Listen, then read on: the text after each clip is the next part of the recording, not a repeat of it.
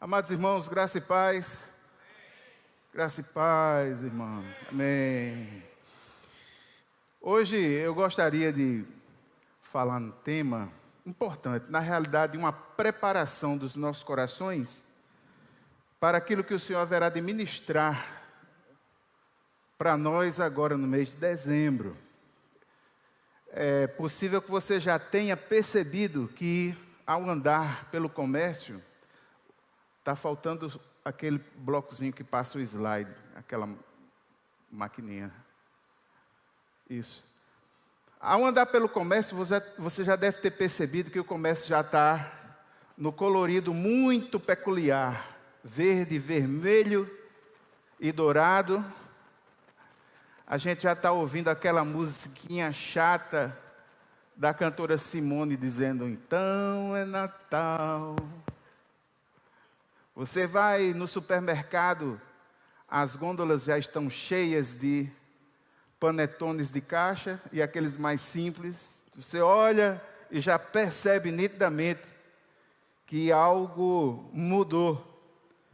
É a característica desse final de ano, né, irmãos? Nós estamos entrando na época natalina.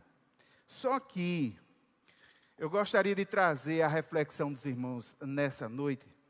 O fato de que nós não vamos conseguir entender o verdadeiro sentido do Natal se não entender a história maior da qual ele faz parte. Uma história que envolve convicções. Nossas convicções, elas não podem ser afetadas por uma visão apequenada, murcha de Cristo, construída e defendida pelo mundo. Você pode passar o primeiro slide aí, por favor? Só para eu ir adiantando. Dos imagéticos que são utilizados nesse momento, nessa época natalina, o que mais me irrita é o presépio. Eu gostaria de explicar aos irmãos por quê. Não obstante a gente está falando na igreja que a essência do Natal é a encarnação. Jesus nasceu, a revelação máxima de Deus para o homem. Quando se fala em Jesus, o imagético que está ligado a ele é aquele imagético da criancinha, coitadinha, numa manjedourazinha, os boizinhos olhando para ele. Aquela coisinha pequenininha, pobrezinha, coitado.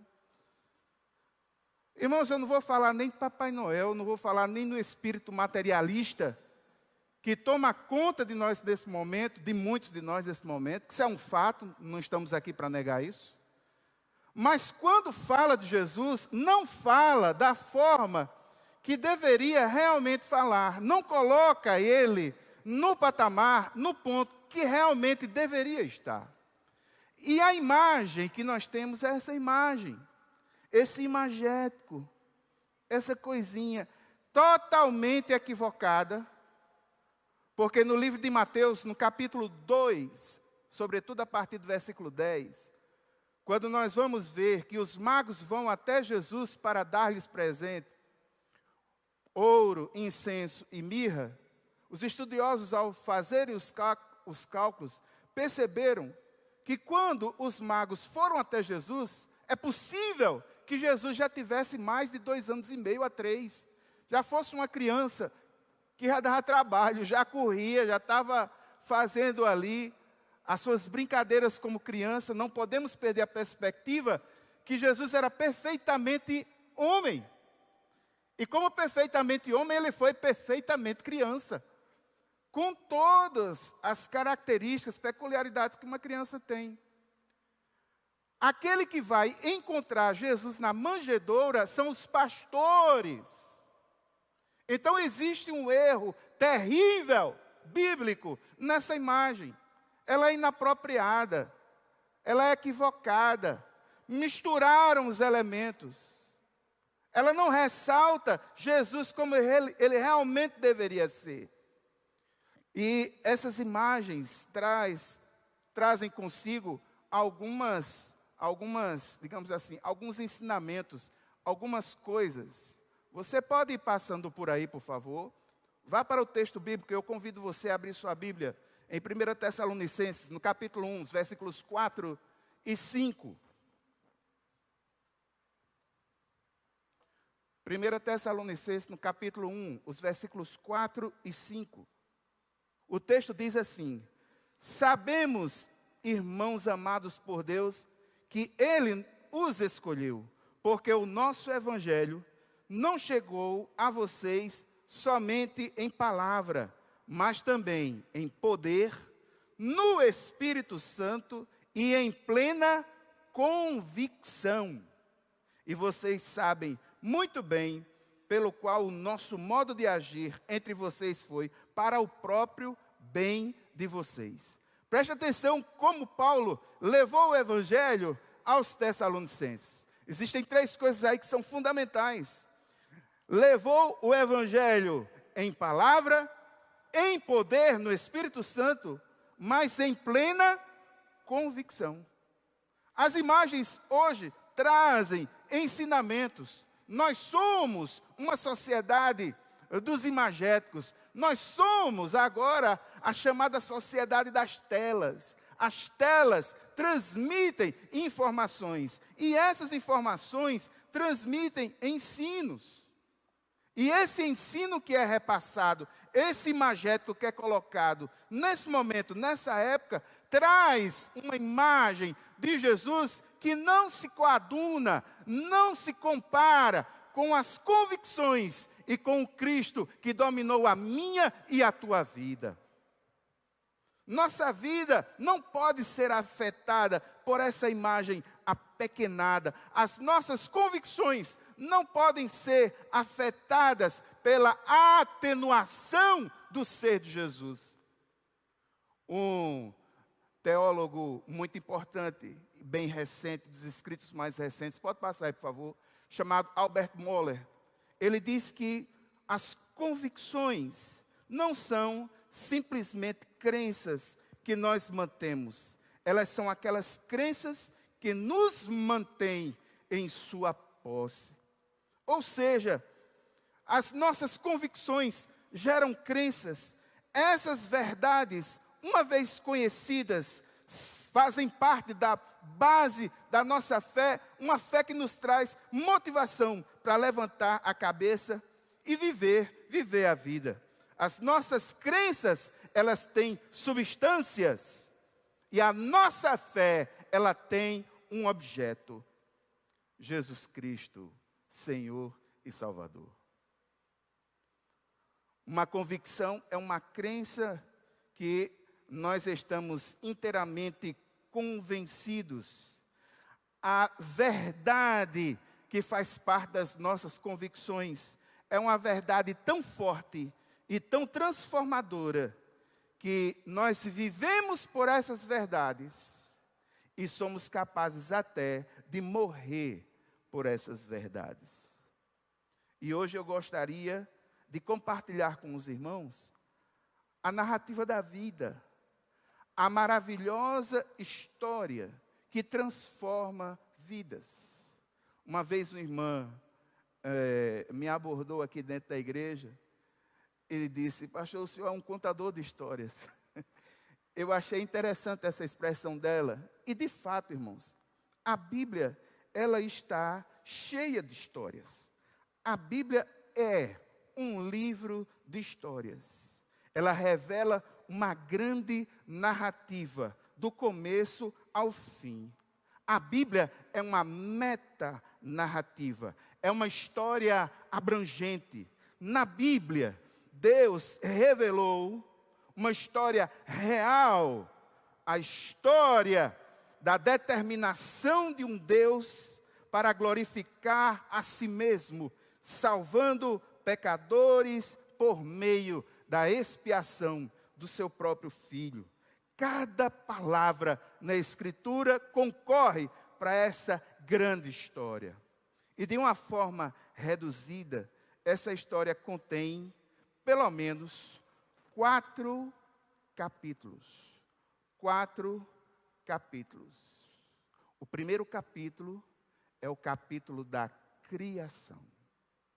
O primeiro capítulo é o capítulo da criação. Livro de Gênesis, no capítulo 1, dos versículos 1 até 3, lá está escrito assim: no princípio, Deus criou os céus e a terra. A terra era sem forma e vazia. Havia trevas sobre a face do abismo, e o Espírito de Deus se movia sobre as águas. Então Deus disse: haja luz e houve. Haja luz e houve. Aleluia.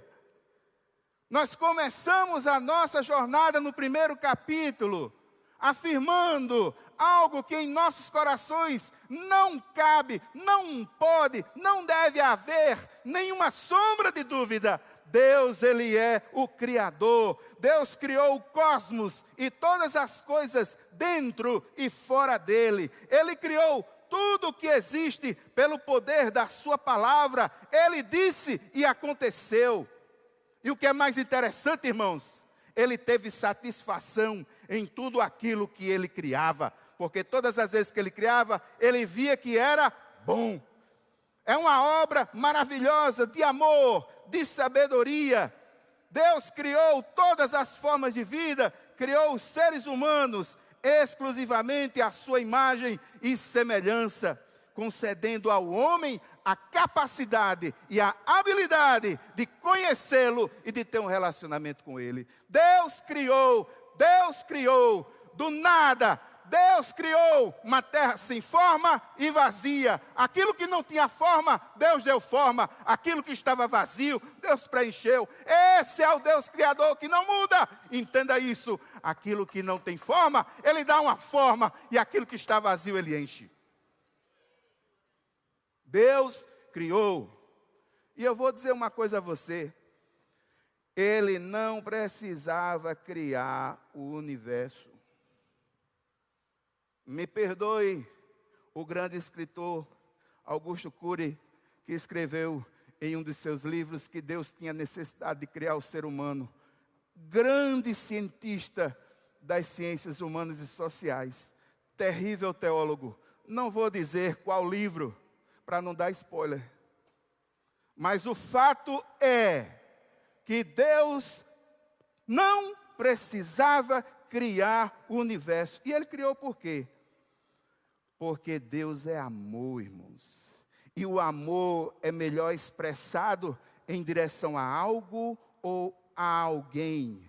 Deus criou o universo e as pessoas como uma expressão do seu amor. E tudo foi criado para a sua glória. Irmãos, a Bíblia não discute o tema da evolução. A visão bíblica da criação, inclusive, não entra em conflito com a ciência, entenda. A visão bíblica, ela entra em conflito contra uma teoria.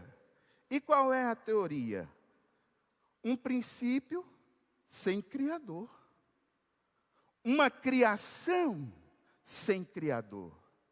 É isso que a Bíblia é contra. Ela não é contra a ciência.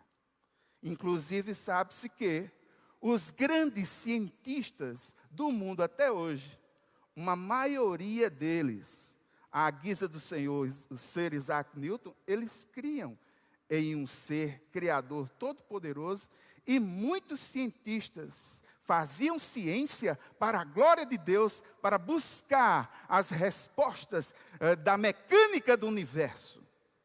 Era uma ciência feita com motivos honrosos. A Bíblia não tem nada contra ela, porque o fato aqui não é o processo, o fato aqui é a origem. O X da questão não é o processo. Pela Bíblia entendemos que o mundo não é um produto de casualidade, de probabilidade ou feita de toda forma. Não. Me perdoe a franqueza, irmãos, mas o mundo ele é muito perfeito para que o homem possa concluir que esse mundo E todos nós que vivemos nele, não servimos a propósito algum, que estamos aqui apenas para nascer, se desenvolver, crescer, pagar boleto, casar e morrer. Não é só isso. O mundo é muito, a vida é muito mais do que isso. Se Deus não fizer parte da nossa vida, as nossas motivações para viver, elas vão de ser muito pequenas. Elas vão de ser tacanhas. Se há criação, se há criatura, se existem sistemas complexos, se há uma harmonia entre esses sistemas, é porque existe um Criador poderoso e sábio por detrás disso. E esse Criador é o Senhor Deus Todo-Poderoso. Agora, interessante, irmãos, no livro de Hebreus, no capítulo 11, no versículo 3, lá diz que, pela fé, entendemos que o universo foi criado pela palavra de Deus, de modo que o visível não foi feito do que se vê. O visível não foi feito do que se vê. E qual é a importância? Qual a importância de Cristo nesse processo? Jesus, irmãos, já é fundamental nesse processo. Passe por aí, por cima mesmo, não estou achando melhor. No livro de Colossenses, no capítulo 1, nos versículos 16 e 17, já na criação, nós vemos a importância do Senhor Jesus. Veja o que é que Paulo diz. Pois nele, ele está falando sobre Jesus.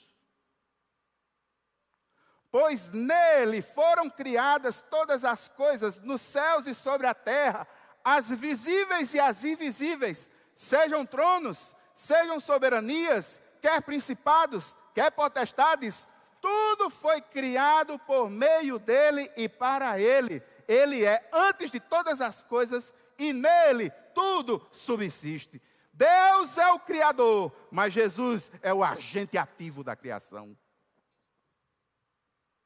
Quando ele diz, façamos o homem a nossa imagem e semelhança, ele está junto, o Espírito de Deus pairando sobre a face das águas.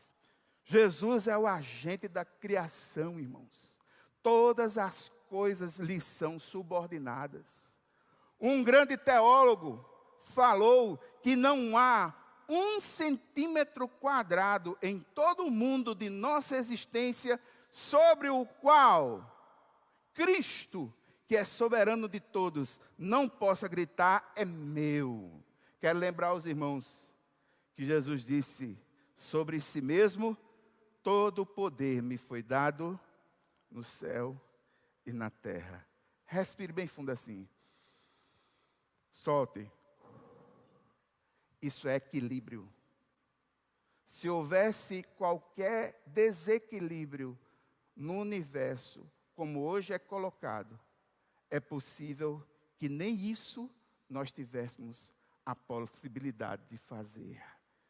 Se estamos respirando, se estamos vivos, é porque em Cristo toda a criação subsiste. Ou seja, o Senhor Jesus, agente ativo da criação e da manutenção, é aquele que mantém a vida, pois Ele mesmo é a vida e a quer dar em abundância. Amém? Agora, irmãos, nem tudo são flores. Nem tudo são flores. Nessa narrativa, no capítulo 2, a gente vai para uma coisa triste nessa história. A queda. Abra sua Bíblia no livro de Gênesis, no capítulo 3, dos versículos 1 até 7. Gênesis, no capítulo 3.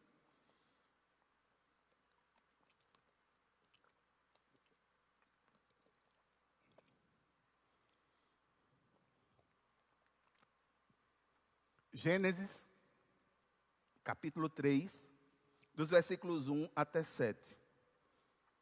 com toda calma, o texto diz assim: mas a serpente mais astuta que todos os animais selvagens que o Senhor Deus tinha feito, disse à mulher: é verdade que Deus disse, não comam do fruto de nenhuma árvore do jardim?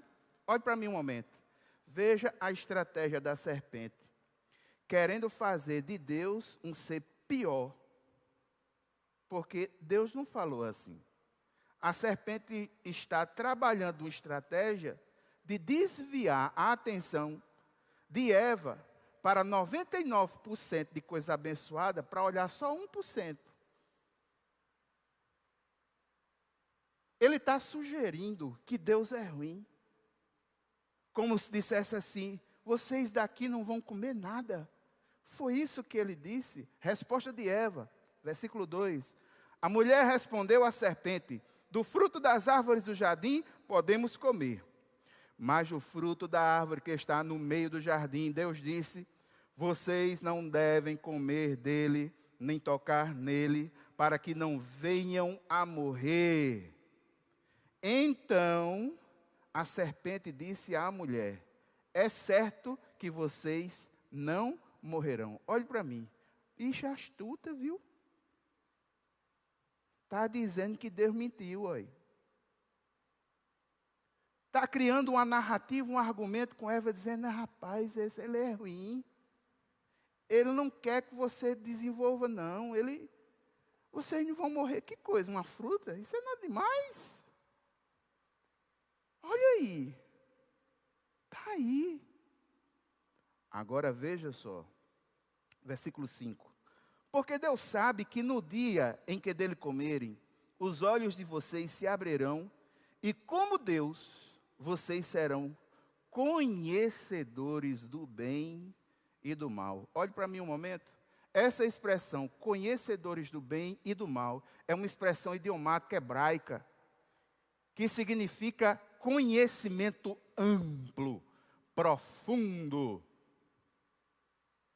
A serpente está dizendo: vocês vão ser como Deus, vocês vão ser igual a Ele. É por isso que Ele está negando isso para você, porque você vai ser igual a Ele. Segue o versículo 6. Vendo a mulher que a árvore era boa para se comer, agradável aos olhos e árvore desejável para dar entendimento, tomou do seu fruto e comeu, deu ao marido e ele comeu. Então os olhos de ambos se abriram e, percebendo que estavam nus, costuraram folhas de figueira e fizeram cintas para si. Aí, irmãos, daqui para frente, vocês conhecem todas as consequências terríveis que o capítulo 2 tem. Adão e Eva desafiam a Deus, desobedecem às suas ordens, sofrem as consequências inevitáveis do julgamento de Deus por causa do seu pecado. Esse Adão e Eva continuam possuindo a imagem de Deus. No entanto, por causa do pecado, esta imagem está corrompida. E toda a estrutura de vida na ordem que foi feita foi afetada. Morte. Eles vão ser expulsos do jardim, vão trabalhar por meio do suor de seus rostos, vão conhecer a morte, a debilidade física. Toda a ordem criada vai sofrer, não é só a humanidade que sofre. Toda a ordem criada sofre junto. Toda a natureza vai compartilhar de sofrimento. Vai conhecer a fúria, a decadência, a desordem. Morte, morte física. Morte espiritual, sobretudo. Morte emocional, o medo. Morte relacional, porque quando começa a cariação... E aí, Adão, foi a mulher que tu me desse, ó. Começou a morte ética, morte relacional, a culpa, um apontando para o outro, ninguém assumindo a sua parcela. Morte na criação, uma criação que era parceira do homem. Morte. Todo o ser humano nasce na trama do pecado, do qual não há resgate. Sabe por quê? Porque neste sentido e nesse capítulo, Adão era o nosso representante, mas ele fez errado, tomou uma decisão errada. Paulo vai dizer na sua carta aos Romanos, no capítulo 5, no versículo 12, ele vai dizer o seguinte: portanto, assim como o pecado entrou no mundo por um só homem, e pelo pecado a morte, assim também a morte passou a todos os homens, pois todos pecaram. Romanos capítulo 3, versículo 23, Paulo vai reforçar mais ou menos isso, e vai dizer que todos pecaram e destituídos estão da glória de Deus. Romanos no capítulo 6, versículo 23, Paulo reforça mais ainda a questão do peso do pecado, da malignidade do pecado, da decadência do pecado, dizendo que o salário do pecado é a morte. Adão, irmãos, não era um homem comum para que as consequências do seu pecado caíssem sobre ele. Nós estamos unidos em Adão. Por Adão passa a nossa humanidade. Adão havia sido designado por Deus para representar toda a raça humana. No livro de Efésios, no capítulo 2, dos versículos 1 a 3, Paulo ali vai traçar um resumo daquilo que é a humanidade. Espiritualmente morta, escrava do pecado, escrava do mundo, escrava do diabo, escrava das suas paixões, objetos da ira de Deus. Nós temos a tendência natural ao pecado e ao erro. Você já viu algum curso, ou alguém, alguma mãe, algum tio, ensinando as crianças a mentir? Tem não. Esse aprendizado vem de forma muito natural. Quando é daqui a pouco, em função de alguma coisa, ela vem e traz uma mentirinha. É a nossa tendência natural, irmãos. Nós fomos afetados, a nossa imagem foi afetada pelo mal do pecado. Você já viu alguém revoltado com a vida chegar para a mãe e dizer assim: mãe, eu estou revoltado com a vida, deixa aí os pratos que eu lavo, eu vou limpar a casa, eu vou dar banho no cachorro, eu vou varrer a frente, eu vou limpar a janela. Você já viu? Duvido. Geralmente, irmãos, por causa da natureza terrível do homem, a sua tendência ao pecado, quando esse homem se revolta com tudo, ele enfia a cara na cachaça, na autodepreciação, na murmuração, porque é a tendência natural dele, por causa do pecado. Só a ciência burra, através da sua filosofia, que vai defender que o homem é uma tábua rasa, que ele é paciente de tudo aquilo que fazem com ele, que ele nasce bonzinho. As teorias sociais que são ensinadas nas universidades partem da premissa de que o homem, ele é eminentemente bom. Não, meu irmão. Nós somos seres que temos a coragem de matar os nossos pais. Nós somos seres que temos coragem de denegrir o lugar onde moramos. Nós somos seres que, por causa do lucro, temos a possibilidade de mandar multidões para a morte. A Segunda Guerra Mundial é uma prova da nossa falha por quantos seres humanos. Quando as academias acreditavam que o conhecimento ia libertar o homem, surge a Terceira Guerra Mundial. A Segunda Guerra Mundial, aliás. Uma consequência de uma Primeira Guerra não resolvida, Segunda Guerra. Irmãos, a gente gasta mais dinheiro para verificar se tem uma bactéria em Marte do que matar a fome daqueles que precisam nos países mais pobres do mundo. Esse é o ser humano. É o que o pecado faz no ser humano. No livro de Gálatas, no capítulo 3, no versículo 22, mostra Jesus nesse contexto. A Escritura colocou tudo debaixo do pecado para que a promessa fosse dada aos que creem pela fé em Jesus Cristo. Jesus é o agente da criação e Jesus, ele é o agente da redenção do homem que está caído e que é escravo do pecado. Aí agora a gente entra no capítulo 3 da narrativa. Um capítulo de esperança. Daqui para frente, irmãos, alegria para a alma. Os 2 últimos capítulos dessa narrativa, e aqui eu quero pedir desculpa aos irmãos se porventura eu começar a chorar. Porque é a partir daqui que a gente começa a ver a importância verdadeira de Jesus para nós. Felizmente, o plano de Deus para salvar a humanidade pecadora é realizada em um terceiro movimento que nós vamos chamar de a redenção.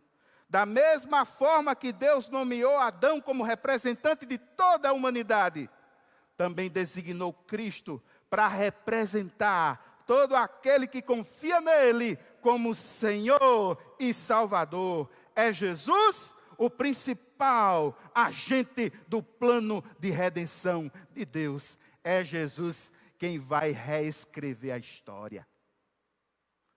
Essa redenção, ela foi prometida no Antigo Testamento, mas foi cumprida com a vinda de Jesus. Um Jesus totalmente Deus, totalmente homem, que viveu uma vida sem pecado e foi obediente até a morte e morte de cruz. E ele morreu em nosso lugar. Versículo importante, se você tiver com o celular, tira uma foto desse slide. Se você tiver com a Bíblia aberta e tiver um lápis, marque Romanos capítulo 5, os versículos 18 e 19. O texto diz o seguinte: portanto, assim como por uma só ofensa veio o juízo sobre todos os seres humanos para a condenação, assim também, por um só ato de justiça, veio a graça sobre todos para a justificação que dá vida.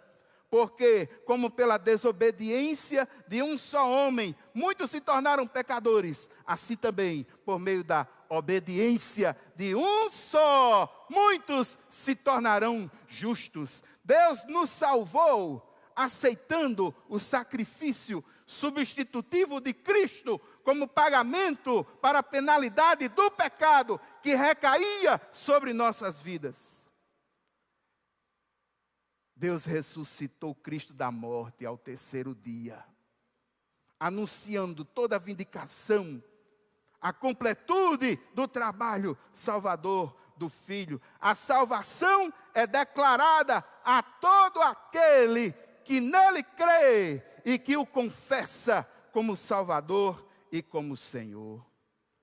Romanos capítulo 10, dos versículos 9 a 13. Se com a boca você confessar Jesus como Senhor e em seu coração crer que Deus o ressuscitou dentre os mortos, será salvo. Será, porque com o coração se crê para a justiça e com a boca se confessa para a salvação, pois a Escritura diz: todo aquele que nele crê não será envergonhado. Porque não há distinção entre judeu e grego, uma vez que o mesmo é o Senhor de todos, rico para com todos os que o invocam, porque todo que invocar o nome do Senhor será salvo. E no contexto de Romanos 10, o nome do Senhor, o Senhor Jesus, quem invocar o nome do Redentor será salvo. Redenção reconciliação. A reconciliação, o ato de juntar novamente duas coisas que estavam em disputa, separados. E de uma forma particular, o ato de Cristo de reunir Deus e a humanidade perdida. E o resultado dessa união é a salvação que veio até nós pela fé. Obra de graça, não é mérito nosso, foi Cristo Jesus na cruz do Calvário. Agora veja a grande diferença entre o capítulo 1, 2 e o capítulo 3. Sobretudo no capítulo 2 e 3. No capítulo 2, na queda, lá só está envolvido o homem e Satanás. Queda, morte, acabou-se tudo. Deus foi excluído. No capítulo 3, a Trindade está profundamente reunida para resgatar um homem que antes era digno da ira de Deus. E Deus vai considerar esse homem justificado por causa de Cristo e da obra de Cristo na cruz do Calvário, bastando ao homem se arrepender dos seus pecados e crer nesse Cristo como seu Senhor e seu mediador. E o Espírito Santo? Aquele Espírito que no capítulo 1 estava pairando sobre a face das águas. É esse Espírito quem agora convence o homem do pecado, da justiça e do juízo. Fé é dom de Deus. A salvação vem do Senhor.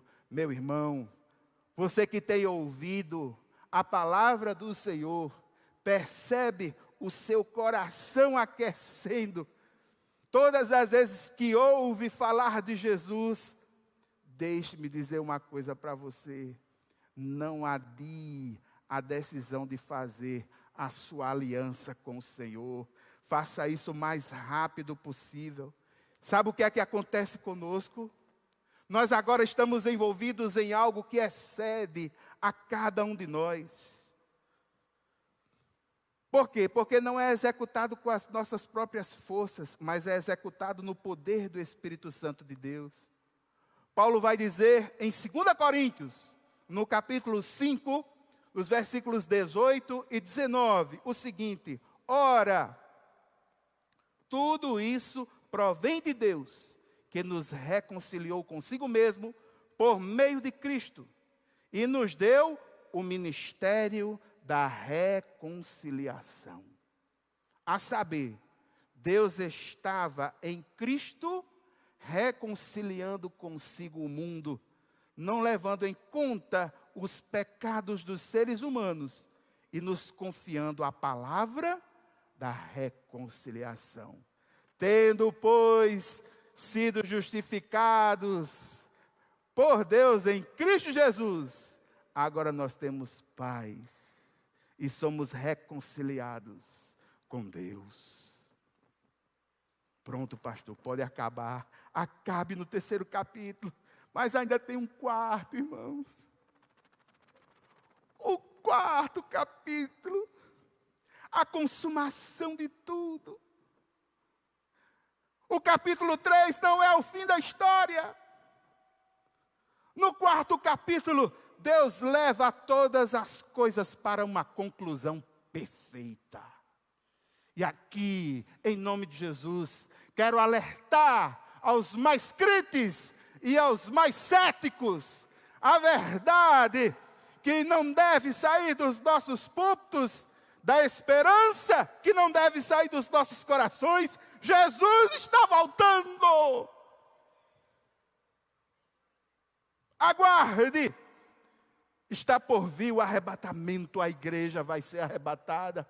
Aguarde, haverá um julgamento final. Todos nós vamos comparecer diante do Senhor. Aguarde, haverá uma divisão da humanidade. Alguns vão estar com o Senhor eternamente. É isso que significa céu. outros vão estar separados do Senhor, em tormento eterno, eternamente. É isso que significa inferno. E haverá uma inauguração de uma nova criação, uma nova ordem, regida por Cristo e pelo seu povo redimido. Apocalipse, capítulo 21, dos versículos 1 a 6. Eu vi um novo céu e uma nova terra, pois o primeiro céu e a primeira terra passaram, e o mar já não existe.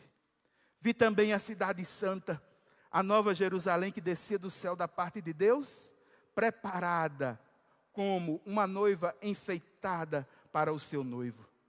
Então ouvi uma voz forte que vinha do trono e dizia: eis o tabernáculo de Deus com os seres humanos. Deus habitará com eles. Eles serão povos de Deus, e Deus mesmo estará com eles. E Ele será o Deus deles. E lhes enxugará dos olhos toda lágrima. Já não existirá mais morte. Já não haverá luto, nem pranto, nem dor, porque as primeiras coisas passaram.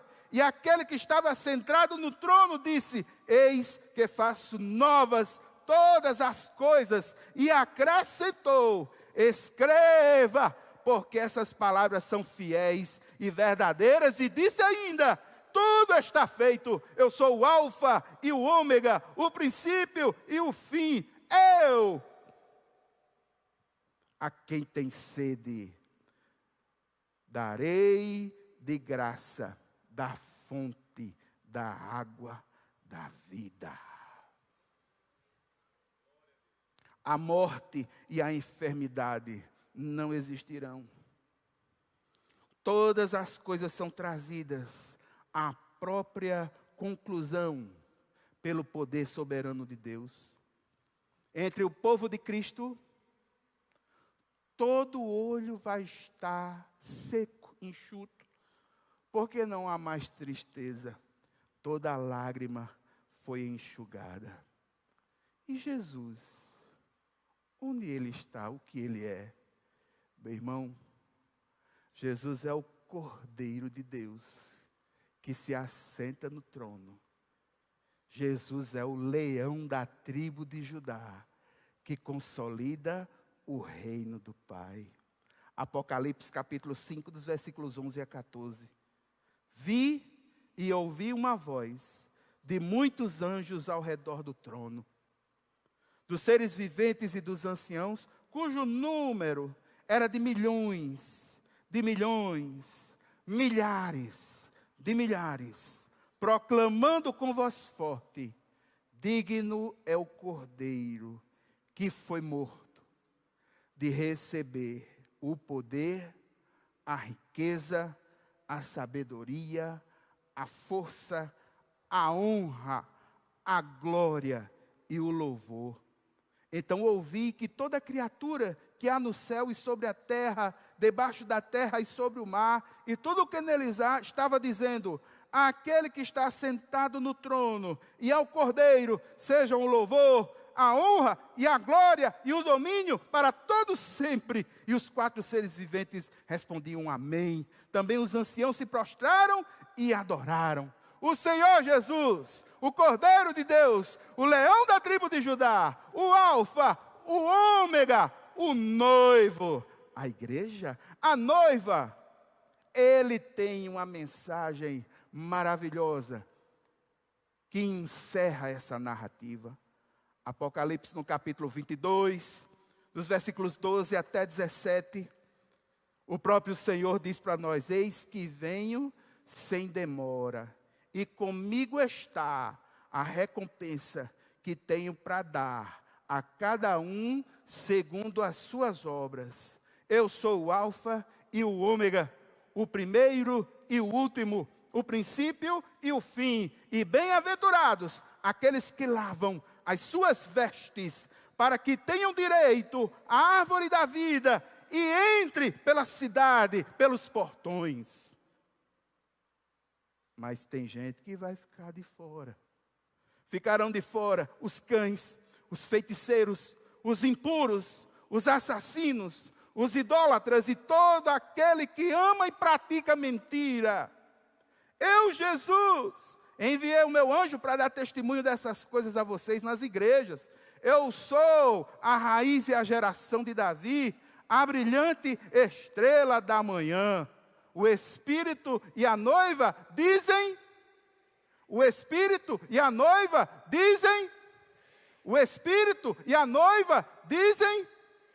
E nós que ouvimos, aquele que ouve, diga, vem. Aquele que tem sede, venha. E quem quiser beber de graça da água da vida, venha. Esse convite de Jesus é muito interessante.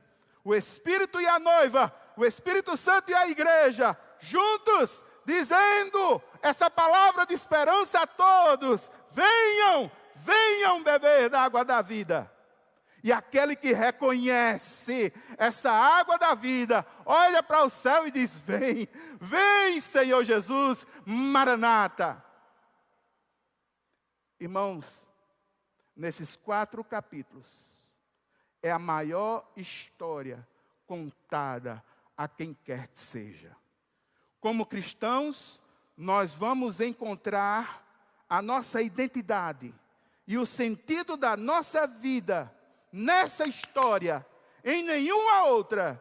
Essa deve ser a história que estrutura o nosso pensamento. Essa deve ser a história que norteia a nossa vida, a nossa vocação. É a história que nos diz quem somos, como chegamos aqui e principalmente, irmãos, para onde vamos. Essa é a história mais verídica e poderosa de todas.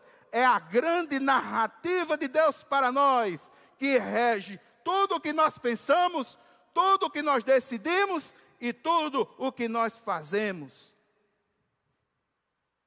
Essa história não é uma possessão nossa. Essa história é quem nos domina. É o contrário.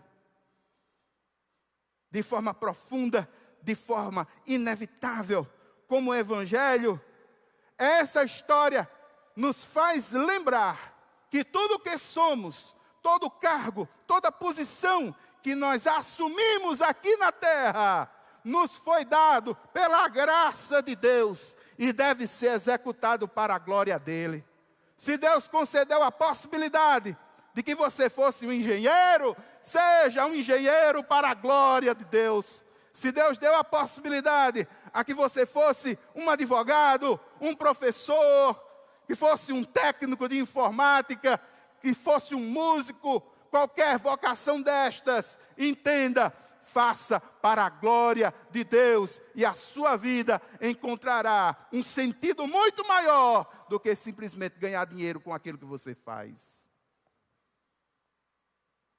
Isso é viver de acordo com convicções verdadeiras.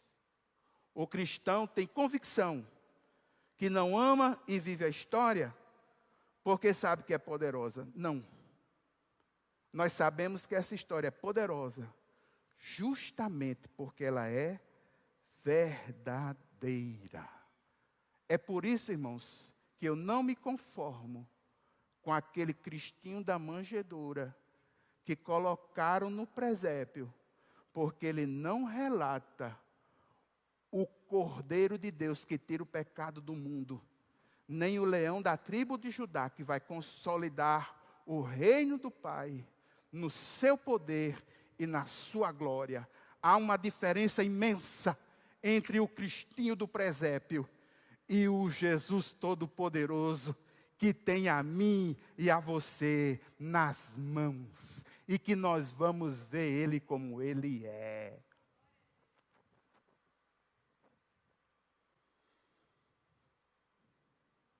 Nós não podemos esquecer que esse Cristo um dia veio ao mundo, como uma criança se deitou numa manjedoura, é verdade, mas esse Cristo declara: todo o poder me foi dado no céu e na terra.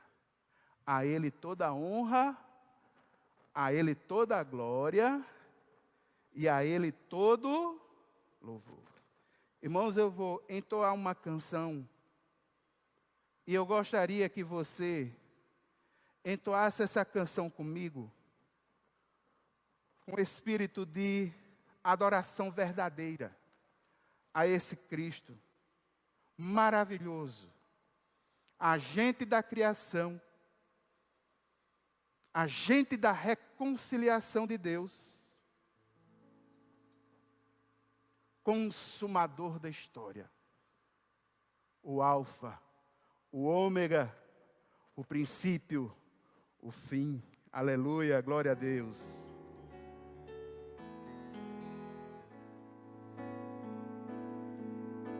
Você canta comigo. Ao que está sentado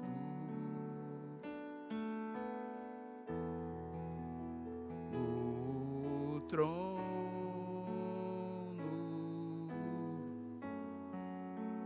sempre reinando,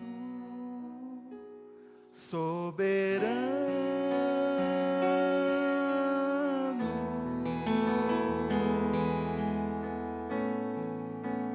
anjos cantando,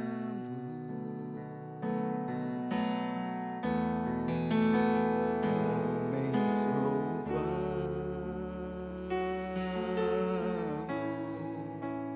Deus reunindo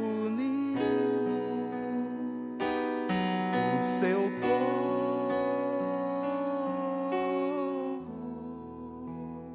ó Alfa, Ômega, Cristo, Filho, ó vem, ó vem,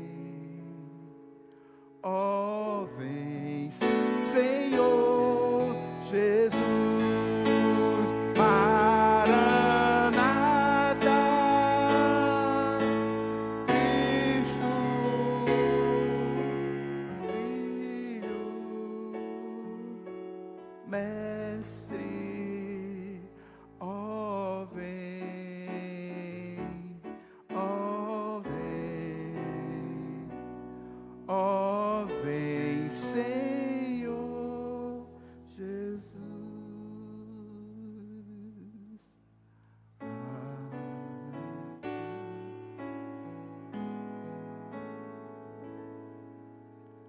Aleluia.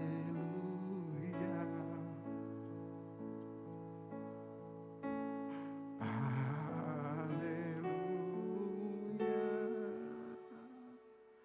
Poderoso é o Senhor nosso Deus.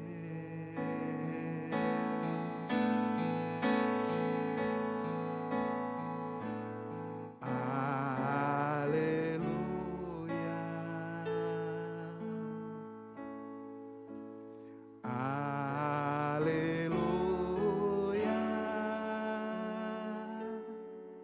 Poderoso é o Senhor nosso Deus.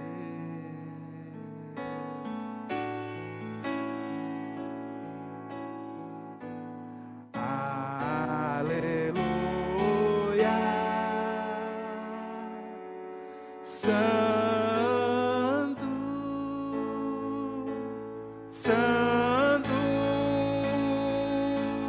é o Senhor Deus poderoso,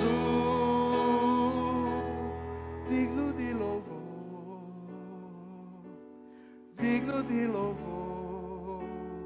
Tu és santo, santo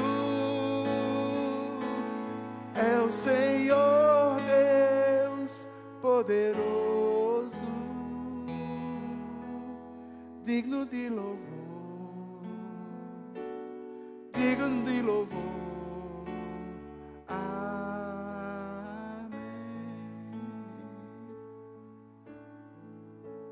Mais uma vez. Aleluia.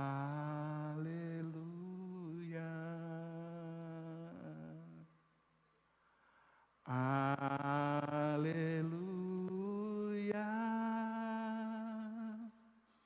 Poderoso é o Senhor, nosso Deus.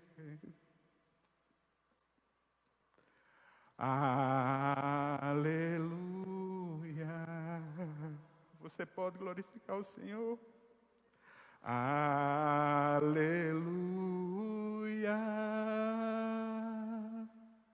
Poderoso é o Senhor, nosso Deus. Aleluia.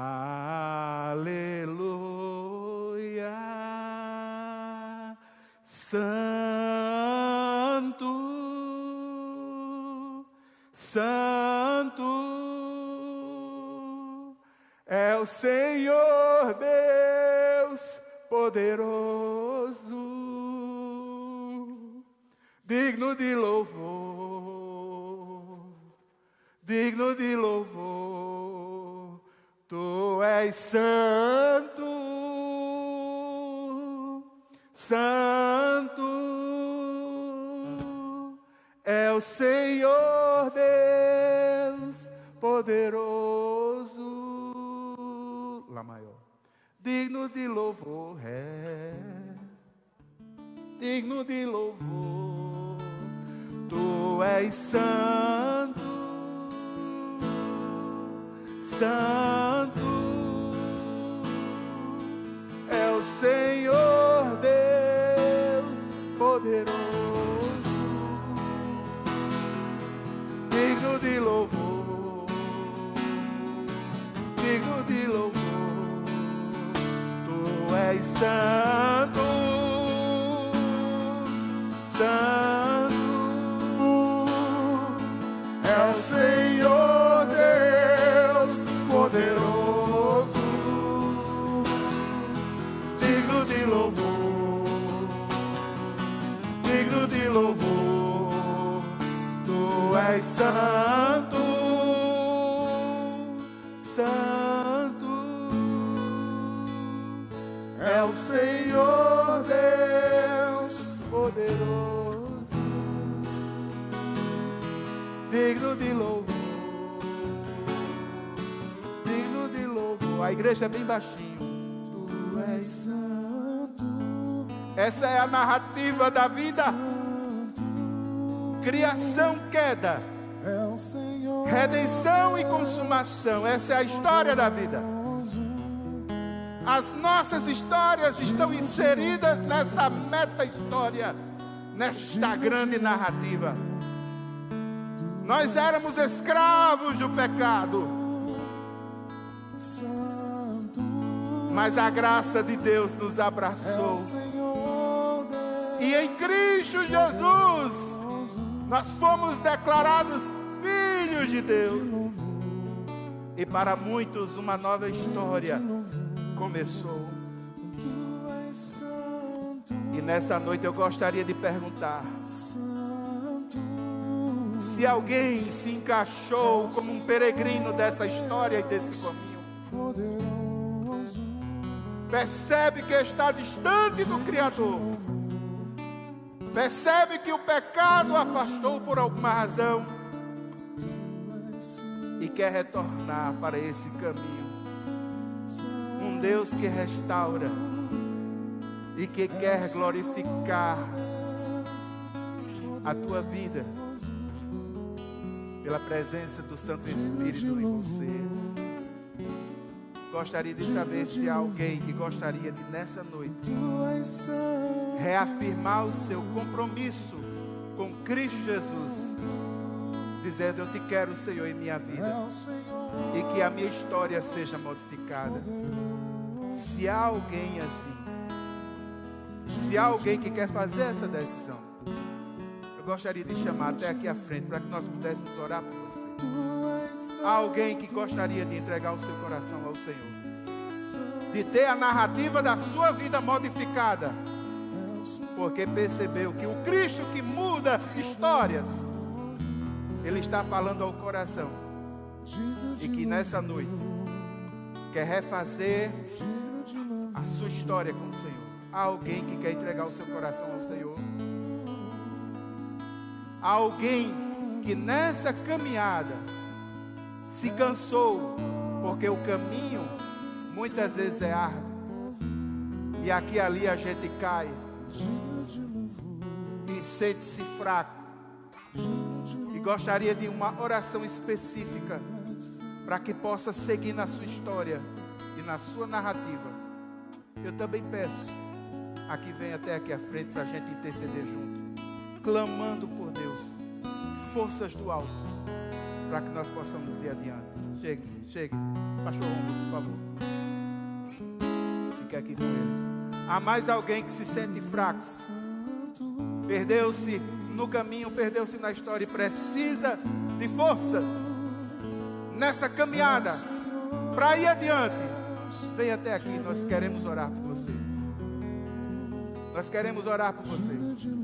Louvado seja o nome do Senhor. Venha, meu irmão. É o Deus que reconcilia, é o Deus que refaz, é o Deus que restaura e continua reconciliando, refazendo, restaurando. Ele não mudou. É o Senhor Deus. Há mais alguém? Há mais alguém? Venha! Venha! O momento é agora. Não adie decisões espirituais.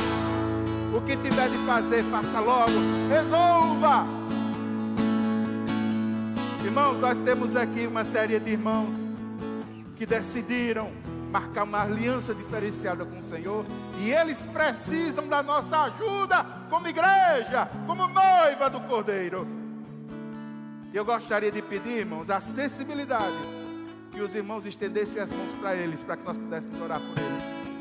Pai eterno e santo, Deus poderoso, estamos aqui, Senhor, com todos esses irmãos que chegaram aqui para firmar um compromisso de reconciliação com o Senhor. Meu Deus, meu Pai, eu quero te pedir que o Senhor os restaure, os renove. Meu Deus, meu Pai, que toda sorte de seta maligna que tem tentado derrubá-los, que caia por terra no nome de Jesus. Restaura, Senhor, neles a fé, a esperança, o amor e a alegria. Quero clamar pelas suas vidas, meu Deus. Quero clamar, Senhor, pelas suas famílias, mas eu quero te pedir por eles de forma especial um renovo de poder na vida deles. Como igreja do Senhor, como noiva do Senhor, clamamos a Ti, Deus eterno, por eles. Colocamos eles nas Tuas mãos. Oramos no nome de Jesus e a igreja diz: amém. Santo, Santo, glória a Deus. Deus abençoe você. Senhor Deus poderoso, digno de louvor, digno de louvor. Tu és santo.